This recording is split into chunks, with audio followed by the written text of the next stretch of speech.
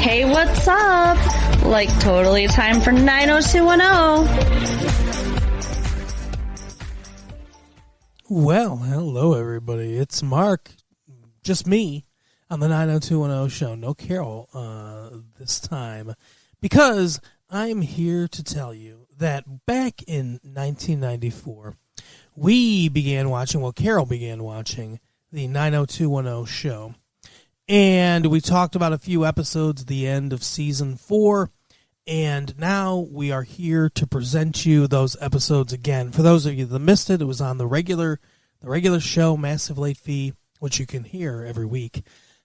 We did some 90210 shows. I believe we did, I want to say like 7 episodes towards the end of the season, 6-7 episodes towards the end of the season. Those will all be presented here today as separate episodes, but they're all coming out at the same time. There are no real intros to the show, which is why we're recording this, to kind of let you know what's going on. Next week, we'll be back with the season premiere of Season 5, and we will continue our 90210 journey. But we wanted to kind of restore and preserve these episodes. As you'll hear, at first, it was just Carol talking about the show and sort of describing it to me. Then, as we went along, we got more and more into it, which is why we ended up doing the show as a separate thing. So here they are, and enjoy. 90210 continues. Yeah, we're continuing our 90210 coverage. So take it away, Carol. If you've all been waiting with bated breath to find out who got cast as the lead in this play, sorry to disappoint. But you're not finding out this week, because they're carrying it over to another episode. I think that this is kind of ridiculous at this point. They like to milk this stuff. So the whole thing was basically the girls, fighting over this part and the auditions and the drama, and it wasn't, I don't know. So the main players are Brenda and Kelly. Laura, right? I think that's her name. The date rape girl. Yeah, date rape Laura. As we have come to call her. And there's 1 or 2 other girls that, they're there. I think there's one scene where they're sitting in chairs, and they don't have any lines, and that's all we see of them. And after that, they don't matter. So in the end, Kelly drops out, even though she was doing what seemed to be a really good job. Yeah, the director seemed to be very much enamored with her. Yeah, I mean, when she was done auditioning, he said, there's an actress, or she's an actress or something. Which, I don't know, if you're having an audition where other people are in there watching, I think it's kind of shitty to give feedback like that, because, I mean, that's going to get in the other girls' heads. But... yeah, maybe that's what he wants. Maybe he wanted to motivate them to do better. Maybe. I don't know. The times that I have auditioned, they've been nice enough to have a closed studio, so you just go in individually, and I think that's better. Then also, let's see, Andrea ends up on bed rest. That's all you've got to say about the. Well, you watched it. If you got more to say, go ahead. You usually do a better job running down the show. Sorry. I think maybe you were half paying attention. I was paying attention. Okay. I'm tired. I'm not great today. I'm sorry, guys. Well, somebody kept me up.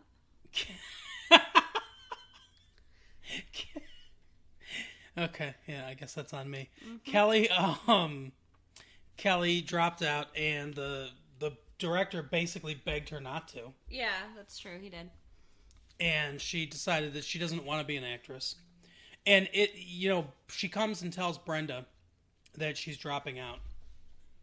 And she says, why? And she says, I don't really want to be an actress. And she said, why did you put yourself through this? And she talks about how she was, every time that Brenda got something, she thought she was getting left behind. Mm-hmm. Things like that. And then Brenda says, well, you can come help me, rehearse and everything. And so she does. And it strikes me, she seems to, at least it's hard for me to tell. I can't tell if an actor is good or bad when they're an actor pretending to act Right. in a show. But they seem to indicate that she had a lot of talent. And I think it's kind of shitty of Brenda to just be like, oh yeah, go ahead and don't explore any of that talent because I want this part. Right. But we'll see later how much she wants this part. Okay, yes, you've reminded me. So, I mean, but that's not into the episode. I know, that's why I said we'll see later. Okay. So, anyways. Take the auditory cues. Andrea. Yeah, Andrea. She ends up going into labor. Yeah, she's pregnant. Well, we should all know that at this point. Yeah. But it's funny because she's going through a geriatric pregnancy. Because she is clearly a 45-year-old woman, even though she's supposed to be 21 years old. She looks like she's maybe in her early 30s. Yeah. I don't think she looks it's high-risk pregnancy. that old. But, anyways, she starts going into premature labor, even though she's the size of a house. Right? Yeah, she's like, I think I'm losing the baby. And we're like, yeah, I said, yeah, at this stage, losing the baby is called birth. Right? But yeah, so apparently she's only 6 months pregnant. So they stop the labor and she's on bed rest. And let's see, her and Donna had gotten in a fight right before that. So, Donna feels all guilty, like maybe she caused it. Yeah, Donna is upset because Andrea's no longer a virgin. They were some. I haven't watched the show, so if you also haven't been keeping up on the show, then you'll identify more with me than Carol, who's been keeping up on the show.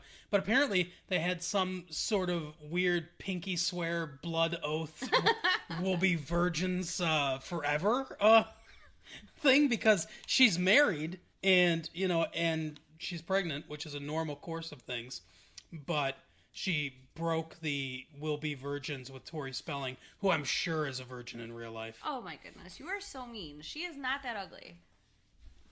I mean, she's a little ugly. She looks like an alien. She looks like an anorexic alien because her head is probably 3 times too big for her body. She should weigh 180 pounds. Or something like that. What the heck? That's to fit her head, her body style.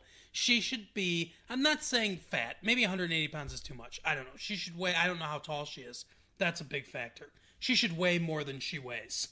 She's too skinny, and that makes her look freakish. See, I thought she was a butterface. Because I thought she had a nice body. Yeah, her body's fine, but not her face. Yeah, her body's fine, but not with that head. But you it's can't. Her whole head. But you her face. Yeah, you can't just chop her head off and replace that with a better head for the body. She's not a Barbie doll. Put a paper bag over it. I guess. Anyway, so I don't think, first of all, that Andrea was married and then got pregnant. I think she got pregnant and then got married. Oh, okay. Now, again, this happened when I was not watching. Scandalous. I believe that is the event of things. That never happens in real life. Right. But yeah, it's kind of weird for her to be mad at her about that. They're in college, especially now. And Donna lives with her boyfriend, so and doesn't have sex with him. Apparently, yeah. No wonder he wanted to sleep with the blind girl. Oh yeah, that's right. She's dating Brian Austin Green, right? Yeah. Yeah, no kidding. He's not getting any. That's sad. I feel bad for him now. I feel bad for Brian. I feel bad for his character. Okay, well, yeah, I can see why he's lusting after blind women. And okay, so then now Brandon and Claire, they have quite a bit to do with this episode as well. Oh yeah. Jason Priestley and unnamed girl that kind of looks like you. She does not look like me. This is the first time that I saw an episode with Claire in it. So last time we talked about Claire, Carol had mentioned that Claire was attractive, and then I saw her and I was like, oh yeah, I know why you think she's attractive. She looks just like you. So what are you saying? I'm conceited? No, I'm just saying that, you recognize good looks when you see them. Mm-hmm. Thanks. I don't think she looks like me. I mean, maybe she looks like me if I got my hair cut short and lost a bunch of weight, and I don't know. And had plastic surgery to look exactly like Claire from 90210. Right. So anyways, she tricks Brandon into taking her to her senior prom by telling her dad that Brandon is taking her to her senior prom. Yeah, that's almost accurate, but yeah. Oh, I'm sorry. Please, feel free. Step in. No, continue. I mean, I guess it's a reveal for our listeners later. They don't go to the prom. Okay. But, I mean, that's what she told her dad. Yes. And it's an after party, basically. I guess. Oh, is that what it is? Where they go is a prom after party? Yeah. I didn't get that. Yeah, I mean, they just skipped the prom. I mean, all those kids were dressed like they were going to the prom. Yeah, I guess that's true. So, I mean, that was my assumption. That's probably a good assumption. So, yeah. I guess I was the one not paying full attention. There you go. So. See? See? You see here? Shut up. Oh, get it, see? And, I'm saying this whole time how bad I feel for Brandon. Yeah. Because she is all over him, and he does not want her. I feel bad for her because she has a mental illness that's not being treated. You seemed to be jealous of Brandon. I was. Yeah, that's what it sounded like. No. You're like, oh yeah, I feel real bad for him. Well, yeah. I feel bad for him because I'm not jealous, but I feel bad for him that he has some chick that wants him. Yeah, but look how crazy she is. She is pretty crazy. And that doesn't mean he can't have sex with her, but that she is crazy. I think he's very smart for not having sex with her. I think that would open a can of worms that you don't want to open. Probably. Because he can't just completely, I don't know what's a good word for it. He can't completely cut off all contact with her, just like he died. Like he became a ghost. He can't ghost her. He can't hit it and quit it. Yes, exactly. Yeah, because apparently she stalks the college campus even though she's still in high school. Right, and he works for her dad. Oh yeah, that's right. Forgot about that too. Yeah, I mean that's what makes this so hard. It would be a lot easier for him to get rid of her if he didn't have to be nice. But he has to be nice. Yeah. So, and the thing is too, one of his big objections though was that her dad, he was like worried what her dad would think. And her dad was all about it. He even said, hey, you don't need to worry about it. I'm totally supportive of you dating my daughter. Yeah. And yet he still didn't want to date her. Because she's insane. Yeah. But it also kind of shows I think he was lying when he said that. I just don't think he likes her. Yeah. But he won't be honest about it. He's tried. He tries at the end of this episode. He does. That's just desperation. So then, okay, so they're at this after party. And first of all, she's trying to get him drunk. Yeah. And he's like, I don't drink and drive, because apparently he had an issue with that too. He got in some kind of car accident. Yeah. I think they've all been alcoholics at one point or another. Right? Because apparently Luke Perry's an alcoholic. Luke Perry's character's an alcoholic. A recovering alcoholic. I didn't realize that, but they bring it up in this show. Yeah. And she gets trashed and starts flashing guys off the balcony of this hotel room. Now, was she really flashing them? Mm-hmm. She was lifting up her dress. Oh, okay. Showing her underwear? Well, I mean, I didn't see boobs. I don't know what the guys below her saw. How far did she lift up her dress? I don't know. Why weren't you watching? I don't know. I was doing something else. I wasn't fully paying attention. But I remember they were at the balcony. The two girls are catcalling guys, that are downstairs. And I guess she flashed him. I don't know what she did exactly. Yeah, she was lifting her dress. I don't know how far up it went either. Gotcha. And they also poured their drinks on them. Yes. Which was really dumb. Like, it was all... The whole thing was dumb. The whole thing was dumb, but I think it could have been written off as, innocent playfulness. Kind of innocent playfulness. But then they pissed them off. Right. So, they come up there, and these stupid people are like, oh, we'll just pretend we're not here and be quiet. Like, there was a fucking raging party. Like, they're just gonna believe they're all gone. They're like, oh, we want to come into the party. We were invited. Which they technically were. And Jason Priestley's like, no, go away. It's a private party. So they kick the door in. Right. Yeah, that's how you want to come to a party. And we see that the lead guy, big, hulking guy, is from, and you didn't recognize him, but from Major League 2. Yeah, that's because I fell asleep during that movie. He's the catcher that can't throw the ball back to the pitcher without reciting the Victoria's Secrets catalog in his head. Yeah. So then, what did Brandon say that got him in trouble there? I don't know. He said go away. I don't know. They end up punching him in the face. Yeah. So then the security come in and kick everybody out. Now this is where I was confused. Oh, it was the girl. That's what it was. It was Claire. That's her name, Claire? Yeah. She starts laughing, and he goes, "Oh, you think I'm a joke?" And then punches Jason Priestley. Now it's hard to be a woman. I concede that. But this is one of the things that's hard about being a guy, is that some women, not you, but some women think that it's okay to, tease and egg on some big dude while they're with their guy. And then the guy's got to deal with it. Right, yeah, that's not cool. And you look at this dude and you look at Jason Priestley and it's like, yeah, Jason Priestley does not stand a chance. The guy looks like a monster. So, he gets punched in the face. Yeah. And a fight ensues. And the only reason that Jason Priestley doesn't get murdered is because the hotel detectives show up. Right. So they kicked everybody out, and they are so lucky because, how much underage drinking is going on in that party, and all they did was kick them out. Yeah, true. Now, maybe I zoned out for a second because I kind of missed how this occurred, but I think this hotel room actually belongs to Claire. Yeah, it's her room. Now, I don't understand because when they showed up, all these people were already there. I think she booked the room. Okay. I think it's just under her name. Because they kick everybody out but them. Yeah. And because she's the legal occupant of the room. Not that I would know by personal experience or anything. But, I know where you're going. If you have a hotel party and it gets broken up by the hotel, you don't get to stay. They're going to kick your ass out. Yeah. 1. 2, how old do you have to be to rent a hotel? Is it 18? 18. Okay. Well, it depends on the hotel. Some of them it's 21. Yeah. So, she is 18.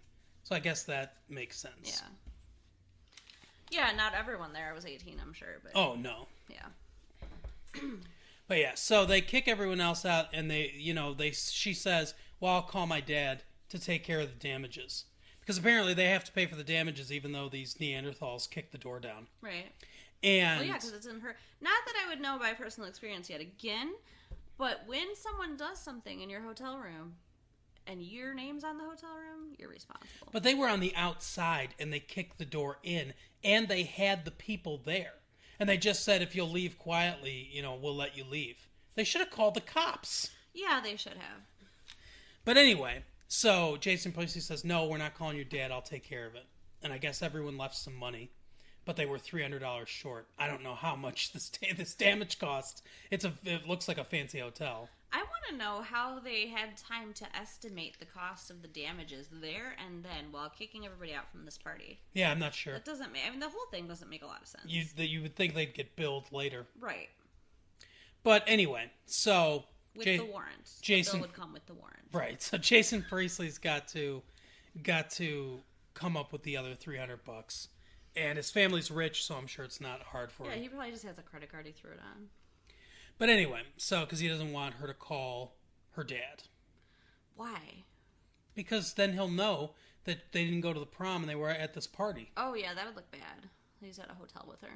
Yeah. Yeah, that makes sense. So that's the conclusion of that story until the very end, anyway. Yeah. So, okay. So, then going back to these auditions. Now, Kelly has coached Brenda. She's worked real hard. For a day, she's coached her. Yeah. Well, no, she coached her before, too.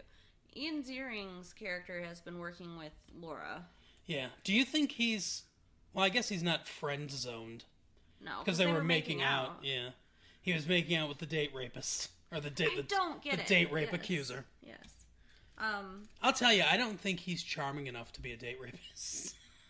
What? What is charming about date rape? Where are you going with this, man? Well, if you think about it, a date rapist has to be way more charming than a regular rapist. Because, you have to actually get them to go back to, your place or their place or something like that. You just can't close the deal. But you gotta get them there. So you have to have some amount of charm. I don't think he's even charming enough for that. Wow. Well, I mean, he has a lot of natural deficiencies to overcome, like his face and his personality, outing gay people left and right. Okay. Anyway, I'm gonna save you from yourself here. Okay. And we're gonna move on. So he's been coaching her. Yeah. And he gave her his mom's dress that she wore when she played this role. Yeah. Luckily, they're the same size. Right. And Brenda also wearing a pretty white dress. Yeah. It looks like it's only the two of them at this point auditioning. Yeah. Apparently, the other three killed themselves or so. Well, the other two, and then Kelly dropped it. I don't know what happened to them. Like I said, they sat in chairs for one scene to make it look like other people were auditioning. Now, the director calls Laura first. Yep. And again, like I said, fucking getting in people's heads. She does an amazing job. Yeah, I guess. I mean, she does a job. Once again, I can't tell if it's good or not because it's an actress pretending to be an actress. And when it's Brenda's turn, she clams up and she messes up her lines and doesn't do it well at all. No. I can tell that that's a bad. Actually, Shannon Doherty, for as much crap as I give her, I think is probably a pretty good actress. Yeah. Because I think it takes a good actress to believably be bad acting, and she's believably bad acting. Yeah. It's not an over-the-top fumbling with lines and all that stuff and everything. It's a very believable, nervous, somewhat trained actress just not doing a very good job reading the lines. She really sells that. That's probably the best acting, if ironically in the episode, is her acting like a bad actress. Wow, you actually complimented Shannon Doherty. I know, it's crazy. I'm glad I have it on tape. So, yeah, I mean, she asked if she can start over. The whole thing's just no good. So, you would think at this point that Laura has it. Yeah. But apparently he still has not made up his mind because at the end of the episode, Shannon Doherty's character, Brenda, shows up at his door. Yeah, she's got a big white trench coat on. And you think she's probably naked under. That's what I thought. Yeah, me too. I thought she was going to be naked underneath it. And they would just do that thing where they show her from the back. The camera goes, because obviously they can't show nudity because it's, network television. But they, where the camera would pan towards the back, she'd let it go, and you'd see the top of her shoulders. Yeah. And there'd be nothing there, so you'd imply that she's naked. You really spent a lot of time thinking about how they would make her look naked, huh? No, I've seen that. I've seen that a bunch of times in television where they can't show nudity. It's a classic shot. Or you shoot them from the front, but it's like neck up. It's like collarbone up, and there's nothing there. But instead, she's wearing a very tiny dress. Yeah, black, low-cut dress. And she says, I want to, I know you don't believe in second chances, but I want to show you that I can be Maggie the cat.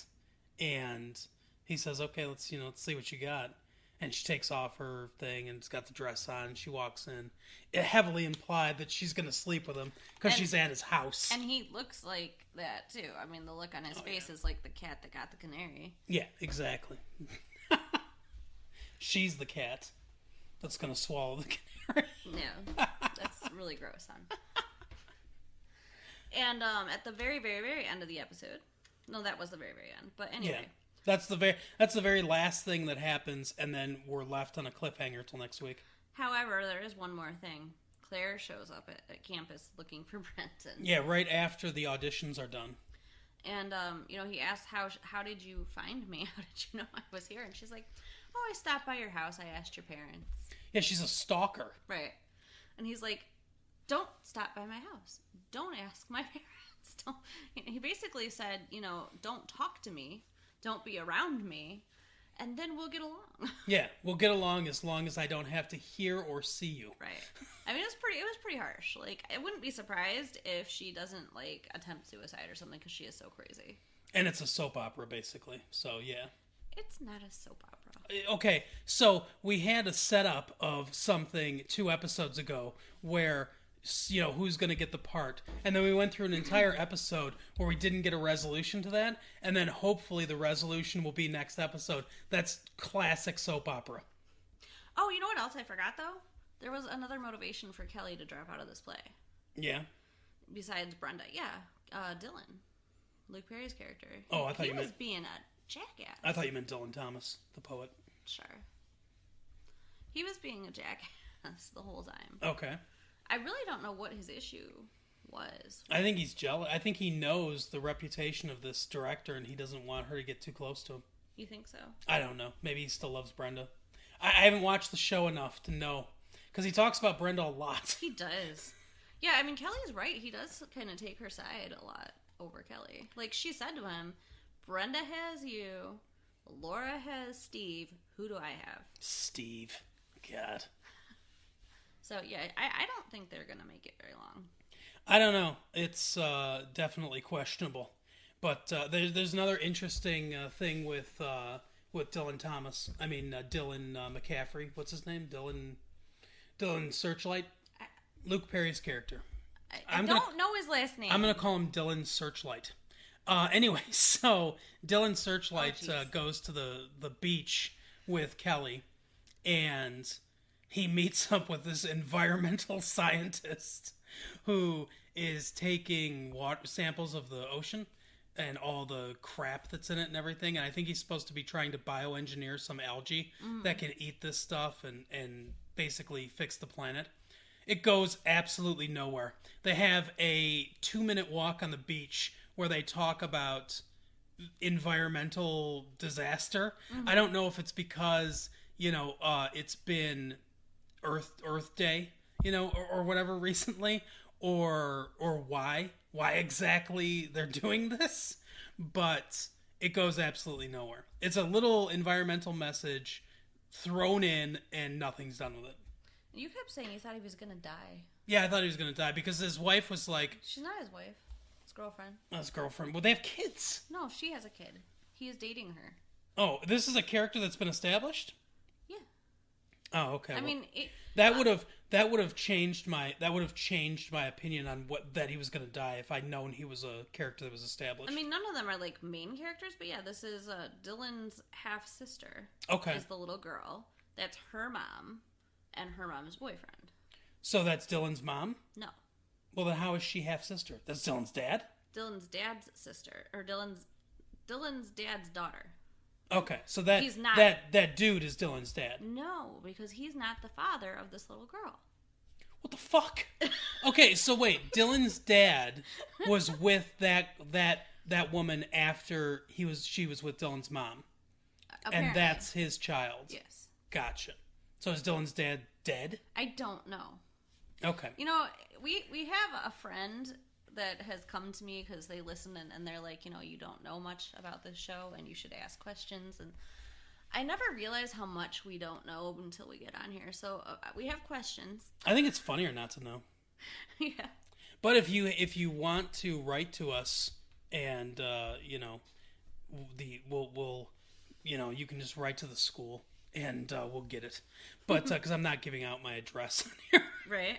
But anyway, so so I would have not thought he was going to die then if that, because I was looking for it to go somewhere, and she was like, "Oh, you'll be back in an hour. Can you live without me for an hour?" And so, like, all this stuff seemed to be implying that he wasn't coming back. You know what the point of it was? Where it went was Kelly got left with Dylan's little sister and her mom for an hour on the beach when she came to see him, and she was pissed.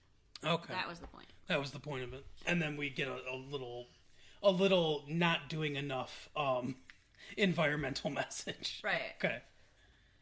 Yeah, so that was the episode of 90210.